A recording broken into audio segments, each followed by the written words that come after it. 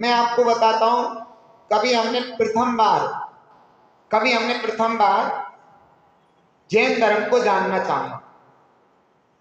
प्रथम बार जैन धर्म को जानना चाहा। मैं आपको बता देता हूं, मेरे जीवन में जैन धर्म 16.5 साल की उम्र में आया था। ये जान करके बड़ी हैरानी होती होगी, उससे पहले हमें नमोकार मंत्र भी नहीं आता था। और जब हमने प्रथम बार नमोकार मंत्र को सीखा, लेकिन मेरी तार्किक बुद्धि बहुत थी, क्यों करें, जैन धर्म क्यों माने, ऐसी बहुत तार्किक बुद्धि थी। तो मैंने जब शास्त्र पढ़े तो मुझे बड़ी हैरानी हुई कि जिस कुल में हमने जन्म लिया है उसको हमने शुरू से क्यों नहीं पढ़ा। बड़ी हैरानी हुई। और फिर मेरे अंदर इतनी जिज्ञासाएं होती थी कि इसका मतलब मुझे पता होना चाहिए, ये क्या चीज है, इसका मतलब। तो हम लोगों से पूछते फिरते थे। मैं सच बताता हूं आपको, मैं जो मंदिर में आते थे पुजारी लोग जो पूजा करते थे, उनके घर कॉपी पेन लेके पूछते, अंकल जी इसका मतलब बताना, इसका मतलब बताना। इतनी जिज्ञासा की भावना रहती थी। तो मेरे कहने का मतलब है कि जैसे आपके यहाँ फ्री मिल रहा है, महाराज जी आए, इन लोगों ने व्यवस्थाएं कर दी, शिविर लगा दिया, ये सब फ्री मिल रहा है, तो हमें भरपूर मात्रा में लेना चाहिए। कहीं भी चूकना नहीं चाहिए किसी भी हालत में, कि हम किसी भी एक क्लास ले सकते, एक लो, दो ले सकते, दो लो, प्रवचन में भी आ सकते, वो भी लो। बहुत लाभ की चीजें होती हैं, हमारा जीवन सफल हो जाएगा। तो प्रारंभ करते हैं आज की प्रथम कक्षा से। हमने आपको बताया था कि हम प्रथम कक्षा में प्रारंभ करते ही मैं रत्नत्रय पढ़ाऊंगा आपको। अब देखता हूं मैं रत्नत्रय के बारे में किन किन लोगों को कितना आता है। अब ऐसे समय दर्शन समय ज्ञान तुम्हें क्या कृपे नमः, ओम नमः सिद्धेभ्यो, ओम नमः सिद्धेभ्यो, रोज व्रत हो गए, गर्दन हिल गई, जीवन भर तक रत्नत्रय करते रहे, लेकिन रत्नत्रय क्या है उसके बारे में कभी जाना ही। लेकिन कोई नहीं, पुण्य तो कमाए। आपको यही लगता था कि रत्नत्रय पहले 3 मोती होते ना, वो रत्नत्रय के होते, ये लगता कि ये जरूर पढ़े। तो ये भाव है कि कोई अच्छी चीज है ना। तो हम 3 मोती 3 गुरियों को हम कर लेते थे, 3 गुरियों ऐसे करके ना, सम्यक दर्शन सम्यक ज्ञान सम्यक चारित्र्य ना, फिर एक पूरी जाप करने के बाद फिर सम्यक दर्शन सम्यक ज्ञान सम्यक चारित्र्य ना, ऐसे करके रख देते थे जाप करके। लेकिन आज हम समझेंगे कि रत्नत्रय क्या है, सम्यक दर्शन सम्यक ज्ञान सम्यक चारित्र क्या है। ऐसा नहीं है, मैं सबके लिए कह रहा हूं, यहाँ पर ऐसे अच्छे ज्ञानी भी बैठे होंगे जो मेरे से ज्यादा अच्छे से जानते, क्योंकि मेरे से ज्यादा उम्र है, उन्होंने मेरे से ज्यादा स्वाध्याय की है, पढ़ा है। हो सकता है कि मेरे से ज्यादा समझदार लोग भी यहाँ पर बैठे हों जो रत्नत्रय को बहुत अच्छे से जानते हैं। लेकिन फिर भी मेरा कहना ये है, एक बार हम करते हैं, हो सकता है उनका भी रिवीजन हो जाए, हो सकता है उनके किसी प्रश्न पर मुझे भी जानकारी हो जाए, अच्छी बात है। तो हम प्रारंभ करते हैं आज की कक्षा रत्नत्रय।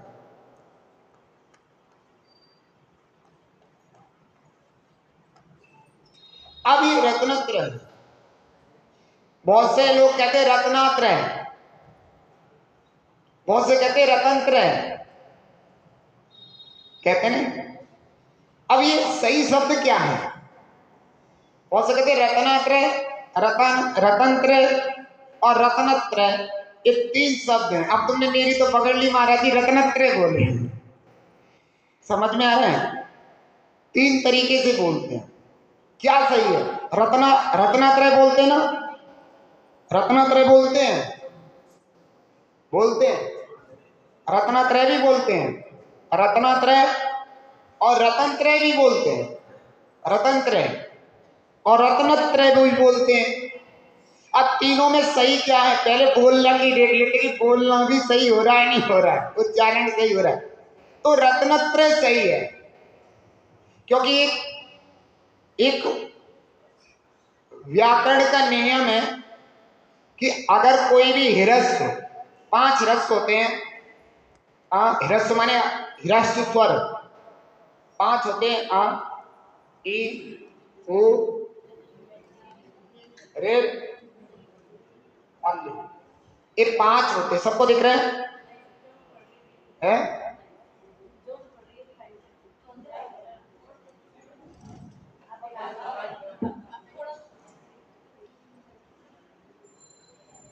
ये 5 ह्रस्व हम बता देते हैं। छोटा आ, छोटी ई, छोटा ऊ, छोटा रे और छोटा लेर। ये तो देखा है हमने, ऋषि ऋषि करते रहते हैं इसको।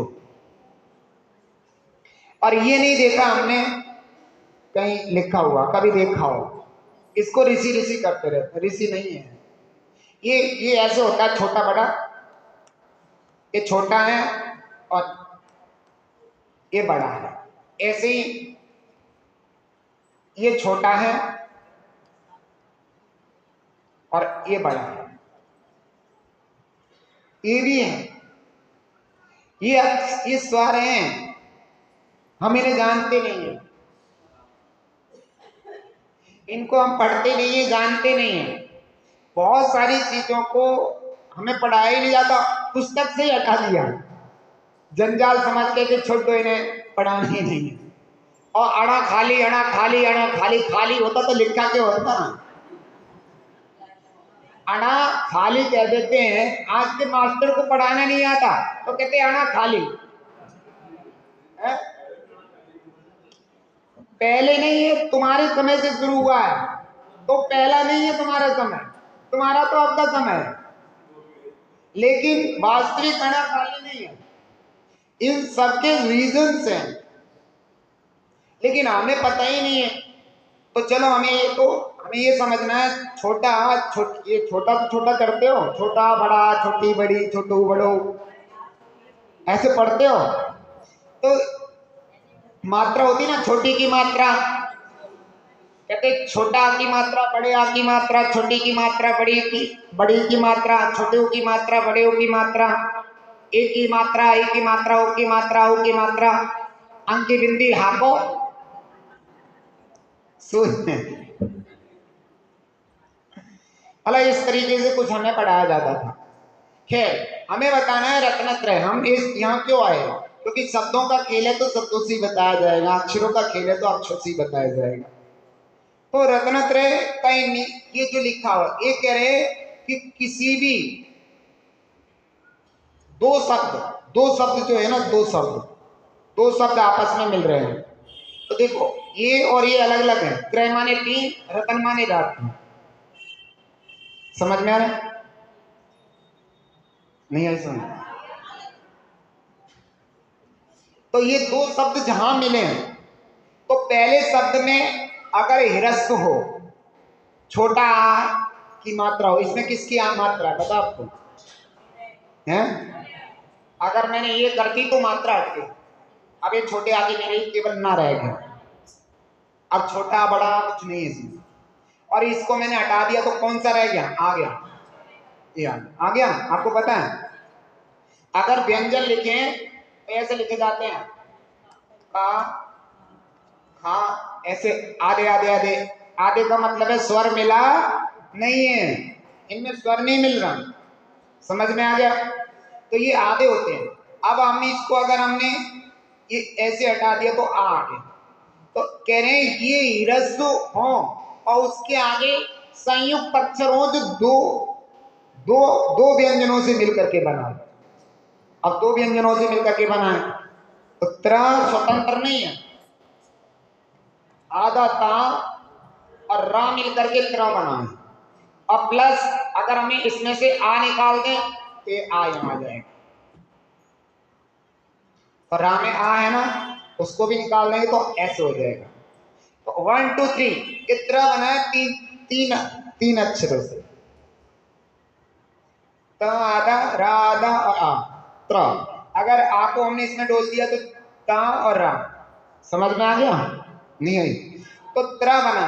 तो ये कह रहे हैं ये ऐसे बने, अगर ये भी ना हो तो भी चलेगा, आ वाला ना हो, मान लो दो ही हो। ऐसे हम आपको बताते हैं, एक हमने ऐसे लिखा और ये लगा दिया। अब इसमें आ है, इसमें आ है क्या? नहीं है। और लगा दें तो ये हटा दें। तो मेरे कहने का मतलब है अगर हमने ये भी लगा रखा है तो भी ये दो व्यंजनों से मिलकर के बने हैं, संयुक्त कहते हैं। संयुक्त व्यंजन दो दो व्यंजनों से मिलकर के बने, उसे क्या कहते हैं? संयुक्त व्यंजन। तो आप एक देखिए, हिरस्व, हिरस्व के आगे कोई भी संयुक्त व्यंजन आता है तो संयुक्त व्यंजन का जो पहला व्यंजन है वो डबल बोला जाएगा। अब पहला कौन सा तो देखें। अब ये हिरस्व इसमें से आ ले लिया मैंने, ना कहा हिरस्व आ गया। अब हम देखते हैं इसके आगे क्या है, आधा का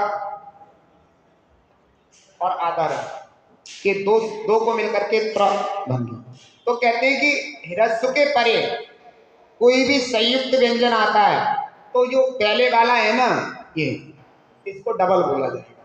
तो रत्नत, रत्नत, रत्नत, फिर तिरय अलग से बोला, आप आगे ना रत्नत। समझ में आ रहा है? तो क्या बोलना चाहिए? रत्नत्रय। रतनत्रय नहीं है, रत्नात्रय नहीं है, रत्नत्रय है। क्या है ये ध्यान रखना। क्योंकि इतना समय मैंने इसलिए लगाया क्योंकि मुझे क्लास पढ़ानी है रत्नत्रय की। तो हम आज के बाद बोलेंगे रत्नत्रय। क्या बोलेंगे? 10 बार बोलिए, एकदम झटका आना चाहिए, रत्नत्रय।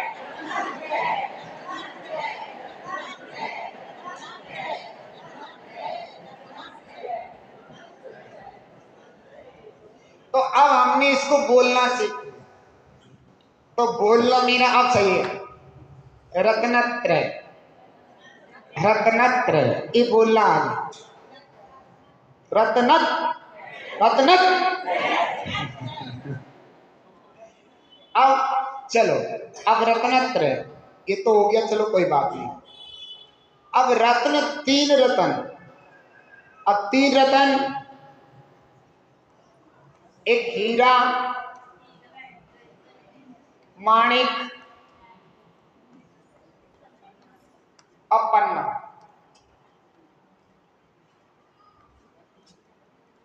हो गए रत्नत्रय। 1 2 3, 3 रत्न आ गए। हाँ, अब हमें इसमें सम्यक और लगा दें तो सम्यक रत्नत्रय में ये नहीं आएंगे,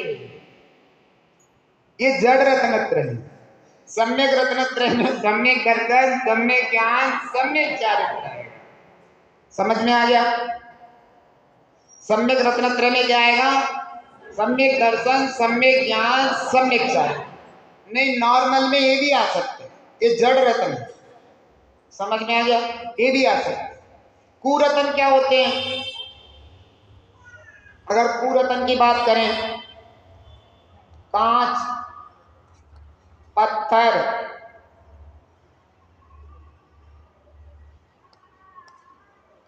और धातु ले लो, और भी कुछ ले सकते हैं जो जिससे नुकसान हो, और भी कोई चीज, एल्यूमिनियम ले लो, जो मैं गलत बताता हूँ जिसको एल्यूमिनियम जो बहुत बुरी बताता हूँ, ये चीजें ले लो। तो कुछ चीजें आ गई, ये अच्छी नहीं।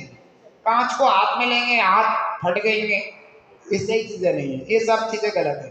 लेकिन जड़ रत्नों में ये फिर भी अच्छी है, लेकिन ये बिल्कुल नहीं चलेगी।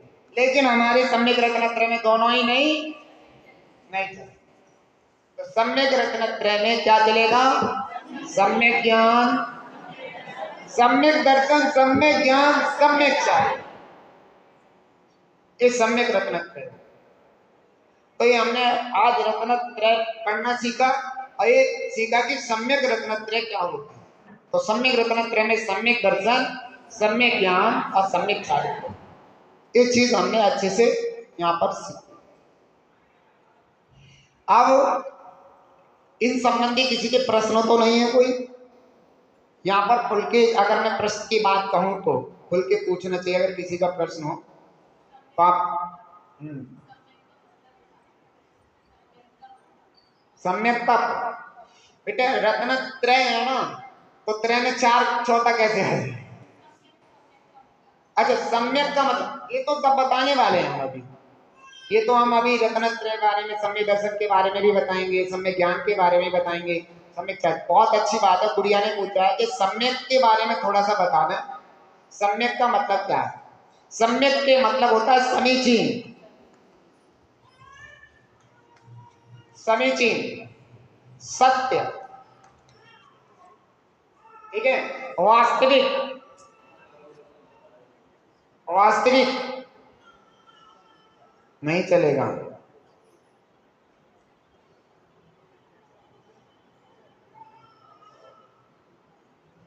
इन्हें दे दो, वो दे देंगे।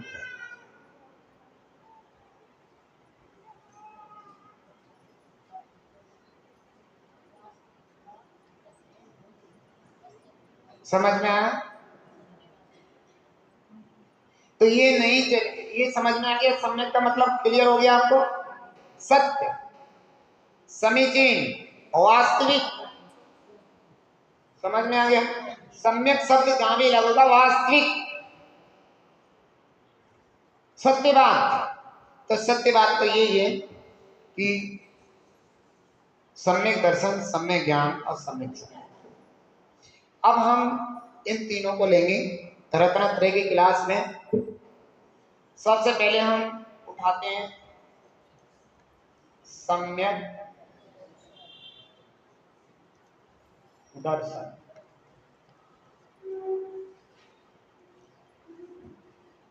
सही लिखा?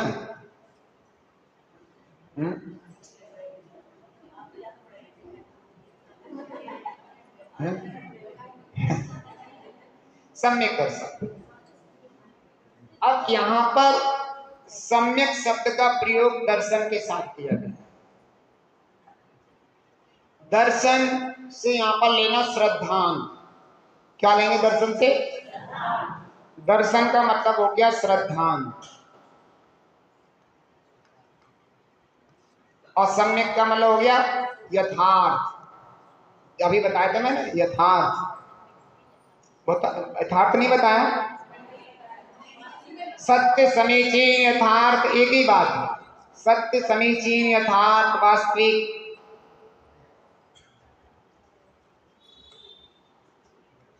यथार्थ, यथा माने जैसा, अर्थ माने भाव, मतलब जो होना चाहिए वह, जैसा होना चाहिए वैसा। श्रद्धा माने श्रद्धा। तो दर्शन शब्द से हम श्रद्धान लेंगे, और सम्यक मान से लेंगे समीचीन, यथार्थ, वास्तविक, सत्य। ये समझ में आ गया? तो मैंने यथार्थ लिखा। तो सम्यक दर्शन का मतलब क्या हो गया? यथार्थ श्रद्धान। क्या हो गया? सम्यक दर्शन का मतलब क्या हो गया? अब मैं एक आपको बहुत अच्छी बात पूछता हूं। सम्यक दर्शन माने मैंने किया यथार्थ श्रद्धान। अब एक बात बताओ, किसी को भूख लग रही हो, ठीक है, किसी को भूख लग रही हो। अब भूख लगने पर पेट अनेकों चीजों से भरा जा सकता है, भरा जा सकता है। क्यों भाई? गोबर से भी भरा जा सकता है।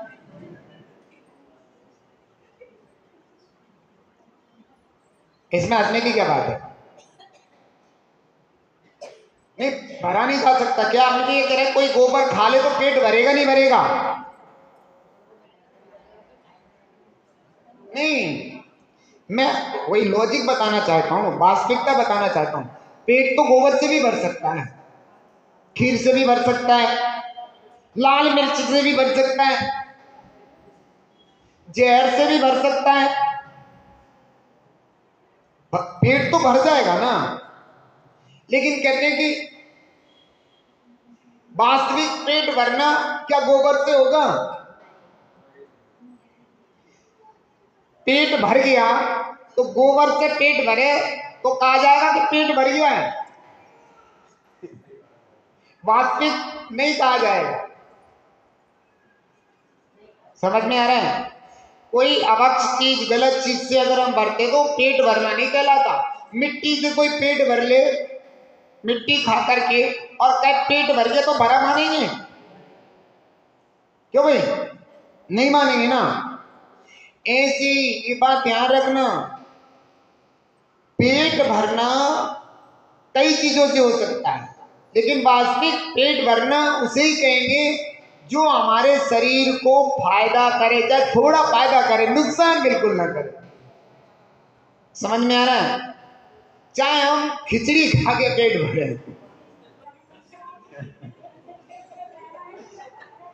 चाहे खिचड़ी खा करके पेट भरे, लेकिन पेट भरा माना जाएगा, क्योंकि खिचड़ी नुकसान नहीं करेगी, और जितना करेगी फायदा करेगी। समझ में आया? चाहे रसगुल्ले से ना भरा जाए, मावे से ना भरा जाए, बर्फी से ना भरा जाए, और चीजों से, ड्राई फ्रूट से ना भरा जाए, लेकिन ऐसी चीज से भरा जाए जिससे हमारे शरीर का हित हो।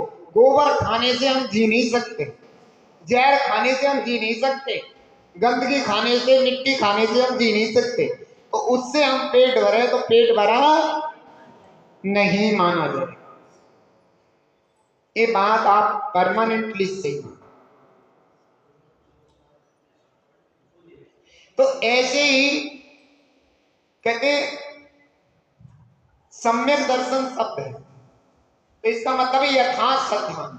यथार्थ श्रद्धान, मेरा श्रद्धान यथार्थ हो, वास्तविक हो। यथार्थ श्रद्धान, किसी का भी श्रद्धान करने से चल जाएगा क्या? गोबर खाने से पेट भर जाएगा क्या? जहर खाने से पेट भर जाएगा क्या? मिट्टी खाने से पेट भर जाएगा क्या? तो जैसे गोबर खाने से, मिट्टी खाने से, जहर खाने से पेट नहीं, पेट भर भी रहा है, लेकिन वो पेट भरा नहीं माना जाएगा, क्योंकि उससे मेरे शरीर का अहित हो जाएगा। क्या हो जाएगा? शरीर को नुकसान कर जाएगा, मेरा अहित कर सकता है, मेरी मृत्यु हो सकती है। जिस प्रकार गोबर, जहर और मिट्टी आदि खाने से पेट नहीं भरा माना जाता, उसी प्रकार किसी का भी श्रद्धान करने से यथार्थ श्रद्धान नहीं माना जाता। समझ में आ रही नहीं आ रही? यथार्थ माने वास्तविक, श्रद्धान माने श्रद्धा। अब हम कहें कि हमें तो घड़ी पर श्रद्धा है, हमें घड़ी पर पूरा श्रद्धान है, रोज हम घड़ी की पूजा करते हैं। क्या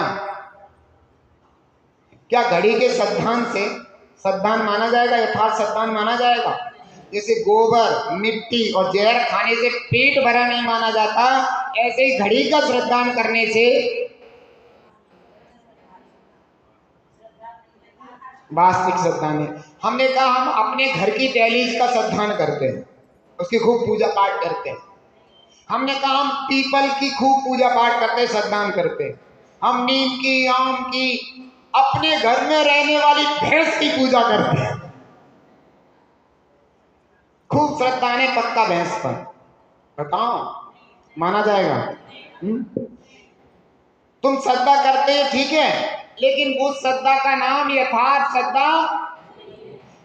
जैसे जहर से पेट भरने से, गोबर से पेट भरने से, मिट्टी से पेट भरने से वास्तविक पेट भरना नहीं माना जाएगा, उसी प्रकार किसी का भी श्रद्धान करने को श्रद्धान, यथार्थ श्रद्धान नहीं माना जाएगा। आप श्रद्धा करते हो, ठीक है, तुम्हारी करते हो, लेकिन वो वास्तविक श्रद्धा नहीं है, क्योंकि वास्तविक श्रद्धा के लिए वही श्रद्धा के लिए वही होना चाहिए जिससे मेरा हित होता हो, अहित न होता हो। बात समझ में आ गई? क्या चाहिए श्रद्धा के लिए, वास्तविक श्रद्धा के लिए? जिससे मेरा हित होता हो, अहित बिल्कुल भी ना होता हो। समझ में आ गया? उसी को हम यथार्थ श्रद्धा बात करेंगे, उसी को हम यथार्थ श्रद्धा मानेंगे। बात समझ में आ गई? आप नहीं आई? तो आज हमने एक तो रत्नत्रय के बारे में सीखा कि कैसे बोला जाता है। फिर रत्नत्रय में सम्यक दर्शन, सम्यक ज्ञान और सम्यक चारित्र को रत्नत्रय कहते हैं। ये 3 रत्न हैं। तो ये मैंने सीखा फिर मैंने ये सीखा सम्यक दर्शन किसे कहते हैं। तो सम्यक दर्शन के इस लेसन में, इस पाठ में, सम्यक दर्शन के लेसन और इस पाठ में हम यहाँ पर ये सीख रहे हैं कि सम्यक दर्शन कहते किसे हैं। यथार्थ श्रद्धा का नाम क्या है? लेकिन हम किसी की भी श्रद्धा कर ले तो सम्यक दर्शन हो जाएगा। हमें श्रद्धा है कुत्तों पर, हमें श्रद्धा है कुत्तों पर, हम कुत्तों पर पूरी श्रद्धा करते हैं। क्या कुत्ते की श्रद्धा वास्तविक श्रद्धा कहलाएगी? कुत्ते की श्रद्धा करने से क्या मेरा हित हो जाएगा? अब कुत्ते की श्रद्धा कैसे करेंगे लोग? सुन, कुत्ते महाराज जहां भी मिलते हैं हम उनको रोटी डालते हैं, करते हैं, वो करते हैं, फलान करते हैं, ढिंगा करते हैं, करते हैं, समझ गए? अब एक मैं आपको बात बताता हूं, जो कुत्ते हैं मांसाहारी होते हैं, आपको पता है। इधर कभी जाओ तो ध्यान रखना, इधर सब कुत्ते बहुत मांसाहारी, इधर जक्की वाले मंदिर की तरफ बेतीवाड़ी बहुत भयंकर कुत्ते हैं, एक सब मांस मीट वगैरह खाते रहते हैं, तो आदमी को फाड़ देंगे सीधा कर, इतने भयंकर कुत्ते हैं उधर के, ये ध्यान रखना। तो मैं कह रहा हूं, जैसे मान लीजिए किसी ने किसी भी मांसाहारी जीव को रोटी दी, भोजन दी, तो बलिष्ठ बनेगा, तो वो और ज्यादा अच्छे से मांस खाएगा, ज्यादा ताकत से खाएगा। वो कुत्ता कभी अपनी प्रवृत्ति नहीं छोड़ता, तो कितना ही पेट भर लेना, उसे चूहा दिख जाएगा उसके पीछे भागेगा, मार देगा। उसकी स्वभाव है, आदत है, उसका नेचर ऐसा है। आप कभी भी कोशिश कर लेना, को खीर पुआ को खिला देना उसको, कुत्ते को, और जैसे ही आप देखेंगे कि कुत्ता चूहा दिखा तो एकदम भाग लेगा, चाहे खावे ना मार देना, लेकिन छोटे कभी दिन चाहे उसको उल्टी कर दे लेकिन खाएगा। तो ये स्वभाव होते हैं। तो हमें ऐसे कहने, हमें कुत्तों पर श्रद्धा है। बहुत से लोग कुत्तों को सुबह सुबह निकल जाते हैं रोटी और वो ये सब डालते हैं कि इससे मेरा हित होगा, बढ़िया होगा, अच्छा होगा, ये बहुत से लोग ऐसा मानते हैं, लेकिन वो नहीं चलेगा, तो वो श्रद्धा नहीं चलेगा। ऐसी बहुत सारी चीजें हैं। यथार्थ श्रद्धा कब माना जाएगा? जिनके द्वारा मेरा हित होता हो। अब मैं आपको देखता हूं, पहले हम देख लेते कि हित किससे होता है। मेरा अपना हित किस चीज से होगा, किन से होगा? वीतरागी सर्वज्ञ उपदेशी जो देव हैं उनसे मेरा हित होने वाला, कैसे मैं अभी बताऊंगा। निगंत मुनिराज हैं, उनसे मेरा हित होने वाला, कैसे मैं अभी बताऊंगा।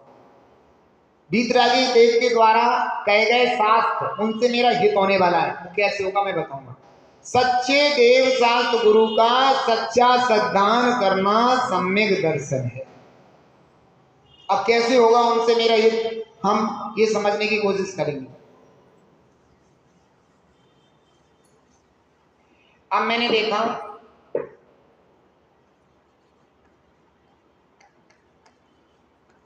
वीतरागी सर्वज्ञ हितोपदेश, ये तीन पहचान सच्चे देव की किसकी है?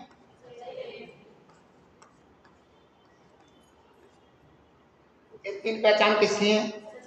सच्चे देव की। तो इन सच्चे देव से मेरा क्या होने वाला है? हित होने वाला है। अब कैसे होने वाला है देख, इनसे हमारा हित कैसे होने वाला है, मैं आपको बहुत अच्छी बात बताऊं। वीतरागी माने होता है जिसकी राग द्वेष नष्ट हो गया। क्या? एक बात बताना, हम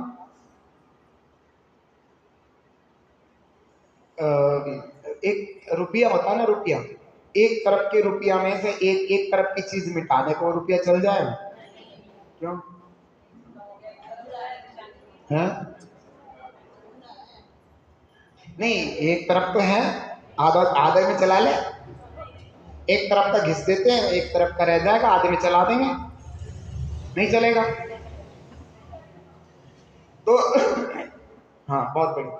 तो ऐसे ही बीत राग, तो बीत द्वेषी नहीं कहा, जब राग नष्ट हो गया तो द्वेष भी, समझ में आ गया?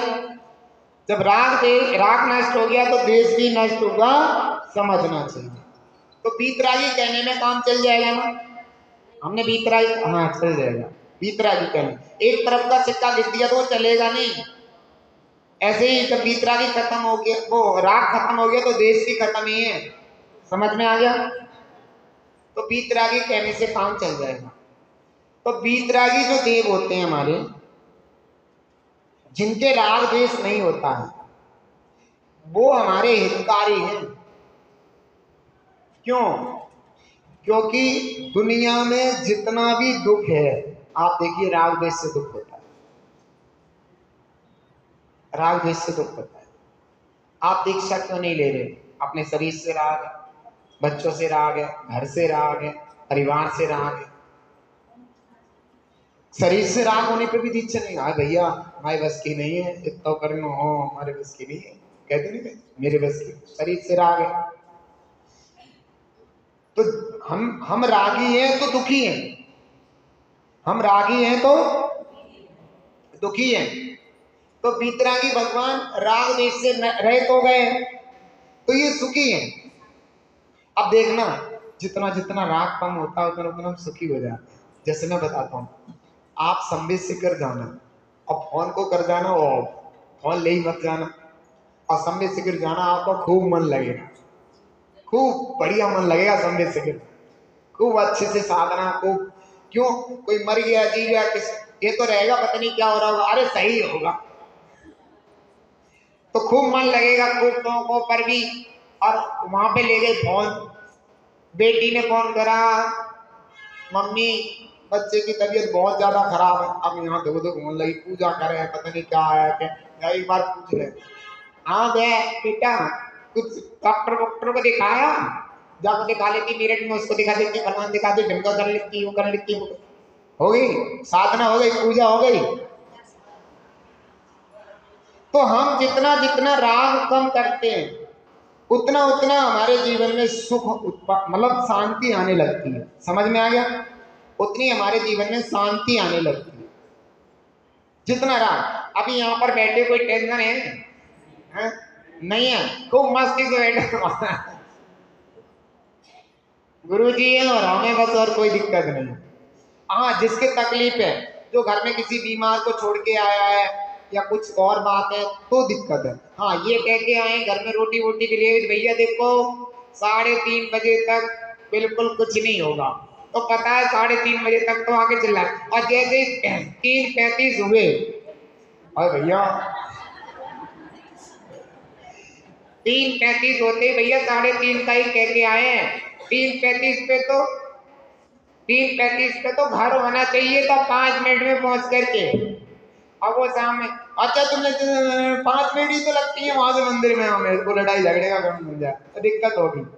तो राग के कारण दुख होता है कि वो चीज से राग है, हमें क्या वो खाने आने वाला है, उनको ऐसे बनाना है, ऐसे करना, ये करना, पता नहीं बहुत सारी चीजें लोगों ने अपने मन में सोच रखी हुई। तो राग देश दुख का कारण है। बीतरागी जो भगवान है वे राग देश से रहित है, वे सुखी हैं, और उन्होंने बीतरागी होने का मुझे भी उपाय बताया है, इसलिए वे मेरे हितकारक हैं। नहीं आई समझ? वे मेरे हितकारक हैं। तो ऐसे देव का श्रद्धान करने का मतलब क्या है? सम्यक दर्शन। कुत्ते का श्रद्धान करना, पीपल का, दहलीज का, अरे घर में दहलीज घुसते हैं। अच्छा एक बहुत से लोग हमने देखे दुकान बंद करते हैं ना तो ताला लगाते हैं, ताले को 2 4 5 6 चुकार लेते, चुकार के आते हैं, हे ताले महाराज रात को टूट मत जाइए, आप रात हैं, अरे आप ही करते हैं बोलते तो टूट मत जाइयो ताले महाराज, आपकी कृपा होगी तो मेरी दुकान पे थे। अब ताला भगवान मान लिया, कैसे कैसे लोग हैं, दहलीज को भगवान मान लिया, पेड़ को भगवान मान लिया। समझ में आ रहा है? ये कैसे चलेगा? उनसे मेरा क्या हित होने वाला है? तो और ना भी ऐसे पिचकारने से वो कोई बता देंगे हमें, वो कर देंगे, ऐसा कुछ नहीं है। मूल बात है दुख मुझे राग से है, द्वेष से है, और राग देश जिनके नहीं वे सुखी हैं, और जो उन्होंने मेरे को राग देश नष्ट करने का उपाय बताया है, सुखी होने का उपाय बताया है, शांति का उपाय बताया है, तो वे ही सच्चे देव है। उनके प्रति श्रद्धान करूंगा, उनके प्रति पूजा भक्ति आराधना करूंगा, तो ही मेरा वो सम्यक श्रद्धान माना जाएगा, अन्यथा सम्यक दर्शन